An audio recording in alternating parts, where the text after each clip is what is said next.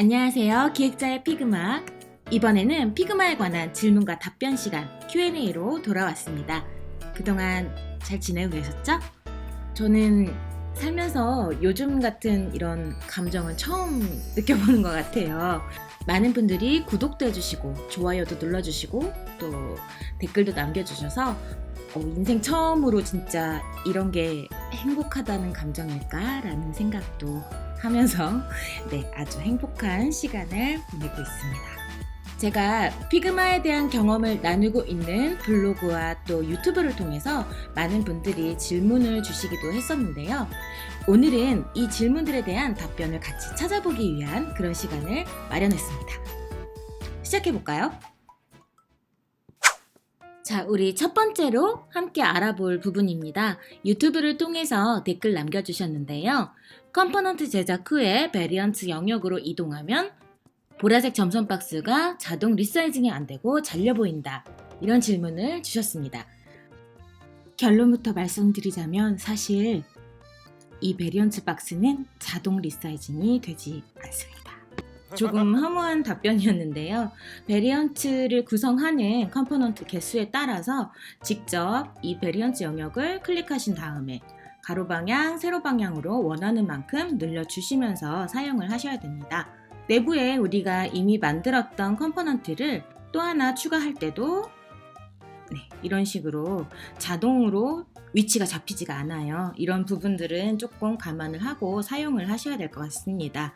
자, 직접 이렇게 옮기셔야 되는 번거로움은 있지만 예전보다 컴포넌트 관리를 좀 더 편리하게 할 수 있는 기능이기 때문에 베리언트 기능 많이 사용해 보시면 좋을 것 같아요. 개인적으로는 피그마가 항상 업데이트가 굉장히 많기 때문에 지금 질문 주신 부분도 어쩌면 빠른 시일 내에 새롭게 업데이트가 될 수도 있지 않을까, 그렇게 기대를 가져봅니다. 이제 두 번째 질문 볼까요? 만들어 놓은 디자인을 다크모드로 바꾸는 방법이 없나요? 라는 질문을 주셨는데요. 요즘 많은 애플리케이션이나 또 웹사이트도 그렇고 사용자의 취향이나 서비스 특징에 따라서 브라이트 버전, 다크 버전을 제공하는 서비스들이 많이 있죠. 자, 우리 실습을 위해서 만들었던 디자인 시스템 파일로 이동을 해보도록 할게요. 브라이트 버전, 다크 버전 두 가지 모드를 제공하는 그런 UI 키트를 한번 커뮤니티에서 찾아봤습니다. 구글 크롬 브라우저를 iOS UI에 맞춰서 키트를 제작한 파일을 하나 찾았고요. 브라이트 버전, 다크 버전에 대한 UI 요소들을 구성하여 제공하고 있는 키트입니다.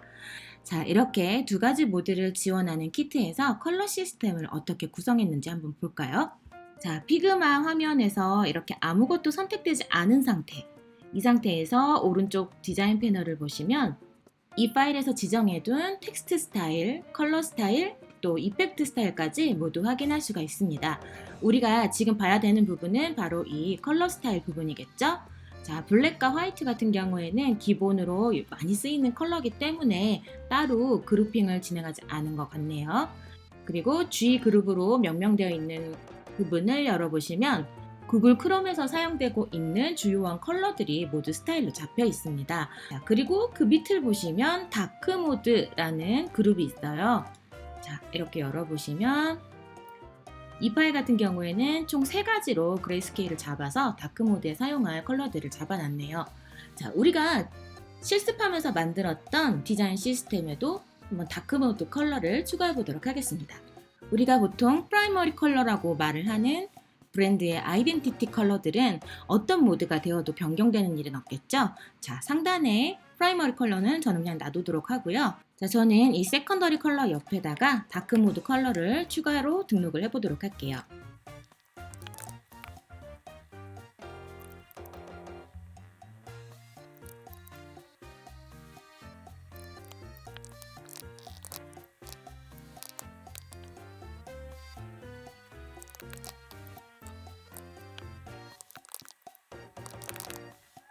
자, 우선 테스트로 이렇게 다크 모드, 디폴트, 그레이 2개 이렇게 해서 새로운 컬러들을 지정을 했고요. 사용자에게 보여져야 되는 텍스트 또 배경색 이런 부분들도 추가를 좀 해줘야겠죠. 자, 우리가 실습하면서 만들었던 토스 배경화면 같은 경우에는 상단 부분이 그라디언트로 처리가 돼 있었어요. 그래서 저는 다크 모드의 그라디언트도 한번 추가를 해보도록 하겠습니다.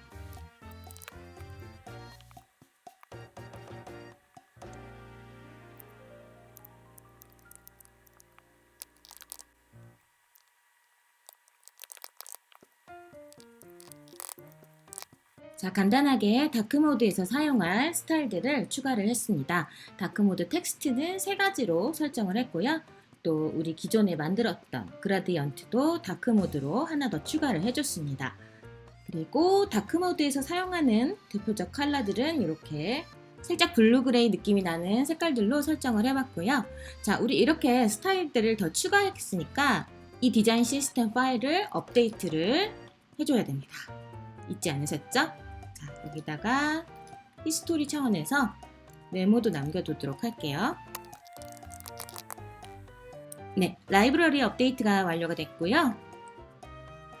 우리가 기존에 만들었던 토스 화면으로 다시 한번 이동해서 업데이트된 라이브러리를 적용을 해주도록 하겠습니다. 자, 그리고 우리 기존에 실습을 했던 이 화면 같은 경우에는 브라이트 모드로 페이지 명칭을 변경을 해둘게요. 그리고 이 파일을 그대로 복사해서 다크 모드를 하나 더 추가를 할 건데요. 왼쪽에 있는 레이어 패널에서 플러스 버튼을 추가를 해서 이름을 변경해주는 방법도 있지만 우리 이미 브라이트 모드에서 서비스에 필요한 부분들은 모두 다 설정을 해놨기 때문에 저는 이 파일을 그대로 디플리케이트 해서 브라이트2라는 이름으로 생겼죠. 이 부분을 페이지 명칭을 다크로 변경을 했습니다. 그리고 이 페이지에 있는 기존에 우리가 제작을 완료한 이 디자인들의 다크 모드를 적용해 보도록 할게요. 자, 지금 그라디언트를 배경에 적용을 했는데 보시면 이렇게 상단 부분이 약간 좀 허옇게 떠 있죠? 자, 이게 왜 그러냐면요. 우리가 그 사용자가 스크롤을 하게 되면은 저 상단 영역을 움직이지 않게 고정을 시키는 스타일로 규정을 했었는데요. 그때 약간 배경에 블러 느낌을 주기 위해서 우리 이 부분에 흰색으로 그라디언트를 적용을 했었습니다. 자, 이 부분도 색깔을 변경을 해줄게요.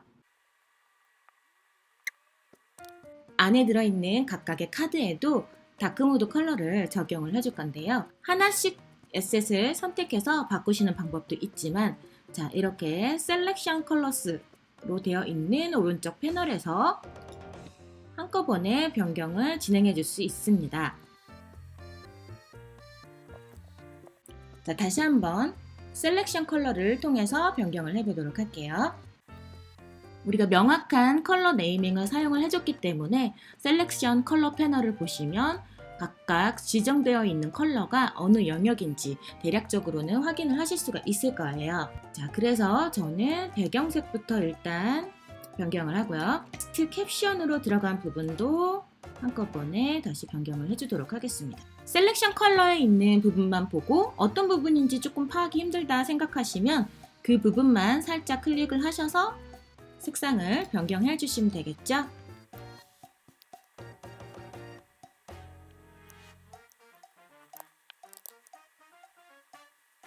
지금은 간단하게 컬러 모드를 변경하는 부분을 보여드리기 위해서 바로 이 화면에서 선택해서 바로바로 컬러를 바꿨는데요.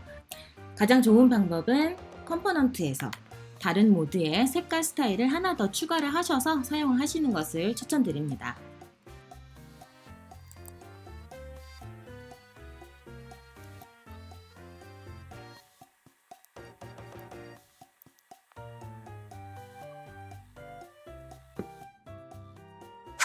자, 세 번째 질문입니다.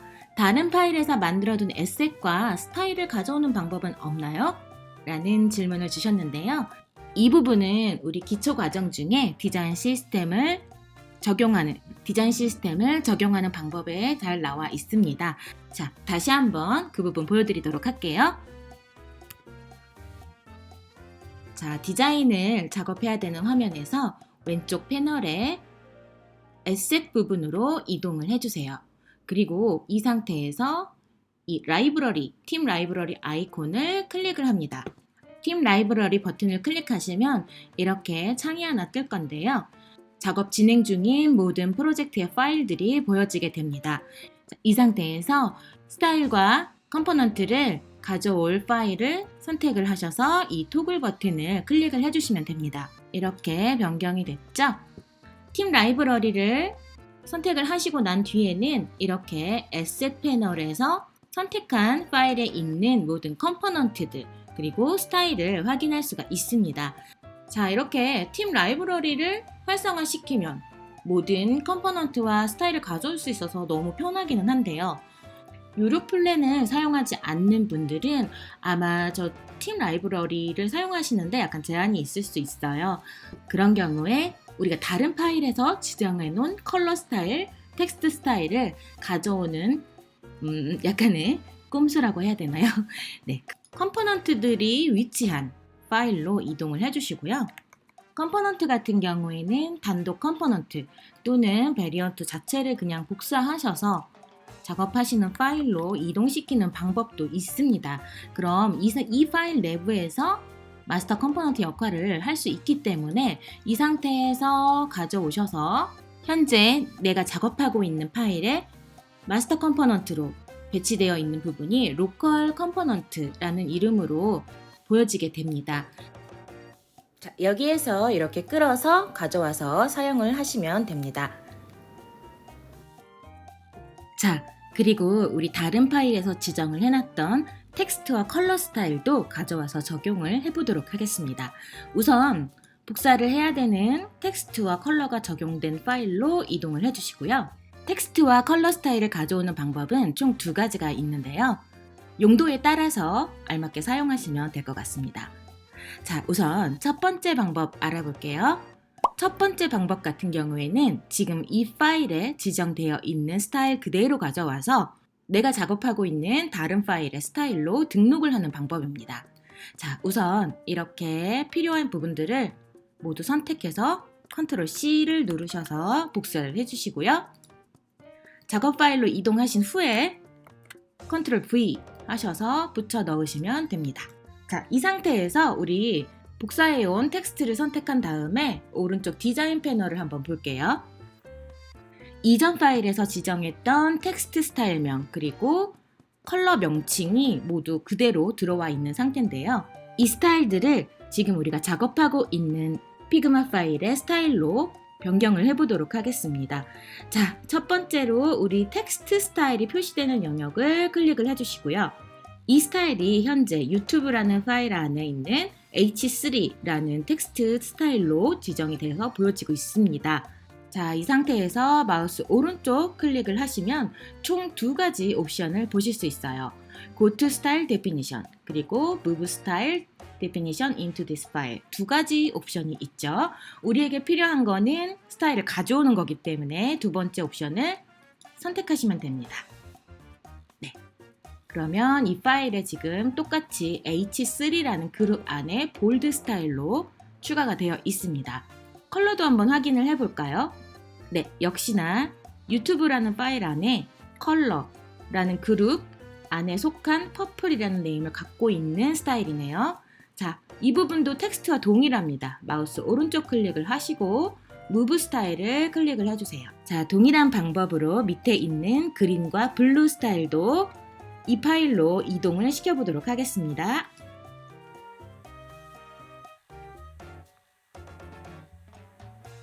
네, 세 가지 모두 지금 이 파일의 스타일로 등록이 되었는데요. 정상적으로 됐나 한번 확인을 해볼게요. 텍스트 스타일 보시면 H3, H4, H5로 정상적으로 다 등록이 되어 있네요. 밑에 컬러 부분도 정상적으로 등록이 됐고요. 자, 근데 다른 파일에서 사용하던 스타일들이니까 이름은 우리 파일에 맞게 변경을 좀 해주는 게 좋겠죠? 스타일의 이름을 변경을 하시려면 이 상태에서 오른쪽 마우스를 누르시고 에디트 스타일 이 부분에서 이름을 바꿔주셔도 되고요. 혹은 본문 자체를 클릭을 하신 다음에 텍스트 스타일이 나오는 영역에서 오른쪽 마우스 클릭 역시나 에디트 스타일을 통해서 명칭을 변경을 하셔도 됩니다. 자, 그리고 이제 두 번째 방법을 알아보도록 할게요. 두 번째 방법 같은 경우에는 스타일로 지정까지는 필요하지 않지만 지금 여기 보여지고 있는 폰트 사이즈, 색상, 스타일 등을 그대로 복사해서 다른 파일에 있는 특정 요소에 적용을 시키는 방법입니다. 자, 이 방법은 조금 달라요. 아까처럼 한꺼번에 선택하지 마시고요. 복사할 스타일이 적용된 부분을 클릭을 해주시고요. 이 상태에서 마우스 오른쪽을 클릭을 해주세요. 그리고 맨 밑에 보시면 카피 페이스트라는 옵션이 있는데요. 여기에서 카피 프로퍼티스를 클릭을 해줍니다. 자, 그리고 이제 작업 파일로 이동을 하신 다음에 적용시킬 요소를 클릭을 한 상태에서 이번에는 페이스트 프로퍼티스를 클릭을 합니다. 자, 이렇게 보시면 우리가 복사한 스타일이 그대로 적용이 되어 있는 것을 확인할 수 있습니다.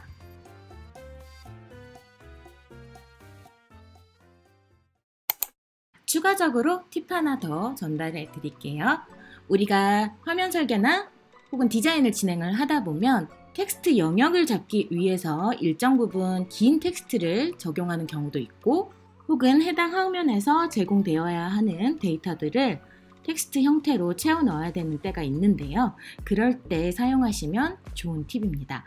자, 보시면 지금 이 파일에는 이렇게 길게 문장들이 좀 써 있는데요. 여기 있는 텍스트를 복사해서 우리가 실습하고 있는 파일에 옮겨 놓을 생각입니다. 자, 그런데 이렇게 텍스트가 선택된 상태에서 컨트롤 C를 하신 다음에 가져다 놓게 되면 이런 식으로 원본에 있던 텍스트 스타일이나 사이즈, 컬러 이런 부분들을 그대로 다 가져오게 되거든요. 하지만 우리는 이 파일에서 사용하고 있는 텍스트 스타일이 있기 때문에 일일이 선택해서 텍스트 색상이나 스타일을 바꿔주는 거는 조금 불편하잖아요. 자, 그런 경우에는 텍스트를 선택을 해서 아까와 동일하게 마우스 오른쪽 클릭을 해주시고요. 카피 페이스트의 옵션 중에서 카피 에즈 텍스트를 선택을 합니다. 자, 이제 복사한 내용을 붙여 넣어야 될 부분을 선택을 해주시고요. 이 상태에서 컨트롤 V를 해주시면 깔끔하게 텍스트만 복사해서 가져오실 수 있습니다. 네, 이제 다음 질문 한번 볼게요. 디자인 원본은 어떻게 관리하시나요? 이런 질문을 주신 분이 계시고요. 다음 질문도 조금 비슷한 부분이라서 같이 답변을 드릴게요. 다섯 번째 질문은 피그마의 유료 플랜을 사용하지 않으면 작업했던 모든 파일이 사라지는지에 대해서 문의를 주셨는데요. 이 부분 같은 경우에는 피그마 웹사이트에 게시되어 있는 유료와 무료 계정의 차이를 짚어보시는 게 훨씬 더 도움이 될 것 같습니다. 자, 지금 프리 계정일 때에 제공되는 기능들을 보시면 우선 드래프트 파일은 무한대로 생성이 가능하고요. 또 URL을 통해서 공유를 하거나 코멘트를 달 수 있는 부분도 제한이 없습니다. 그리고 팀 파일 내부에서 에디터는 3명까지 둘 수가 있습니다. 하지만 팀 프로젝트는 하나만 만드실 수 있고요. 가장 큰 부분은 아마 이 부분이 되실 수 있을 것 같아요. 히스토리가 30일까지밖에 저장이 되지 않습니다. 저는 사실 항상 유료 플랜을 쓰고 있어서 무료일 때의 어떤 권한이나 이런 제한에 대해서는 정확하게는 사실은 잘 모르겠어요. 만약에 무료 계정을 사용을 하시면서 파일을 저장하는 부분에 조금 걱정이 된다라고 하시는 분들은 로컬에 피그마 파일을 저장하실 수 있습니다. 이 기능 같은 경우에는 사용하시는 컴퓨터의 OS가 윈도우인지 맥인지에 따라서 메뉴 위치가 조금 다를 거예요. 제가 알고 있기로는 윈도우 사용자분들의 경우에는 상단에 보이는 이 피그마 마크 부분을 클릭을 하시면 메뉴가 나오는 걸로 알고 있고요. 맥 사용자 같은 경우에는 상단에 있는 메뉴 영역에서 기능을 선택하실 수 있습니다. 파일 메뉴에서 Save as.pig 이 부분을 클릭을 해주세요. 현재 저장하려고 하는 이 피그마 파일에 있는 디자인 용량에 따라서 약간 느릴 수는 있어요. 그 점은 좀 감안을 하셔야 될 것 같고요. 피그 파일을 저장을 하셨다면 나중에 불러오실 때는 피그마 앱에 있는 우측 상단에 플러스 뉴 버튼을 클릭을 해주시고요. 이 상태에서 임포트 버튼을 선택을 해주세요. 그리고 해당 파일을 선택을 하시면 이렇게 임포트가 진행이 됩니다. 역시나 해당 파일의 디자인이 많이 있다면 시간은 좀 오래 걸릴 수 있으니까 이 점은 감안을 하시면 좋을 것 같습니다. 오늘 간단하게 5개의 질문을 뽑아봤고요. 여기에 대해서 제가 드릴 수 있는 답변은 열심히 드린 것 같아요. 어떠셨나요? 제 나름대로 열심히 답변은 드렸지만 꼭 제 방법만이 정답은 아닙니다. 항상 본인의 업무 스타일이나 또 프로젝트의 성격에 따라서 맞는 방법을 계속해서 찾아 나가시는 것도 피그마를 학습하시는 데 큰 도움이 되실 거라고 생각합니다. 저는 그러면 빠른 시간 내에 다시 또 알찬 강의를 가지고 돌아오도록 하겠습니다. 오늘도 고생하셨습니다.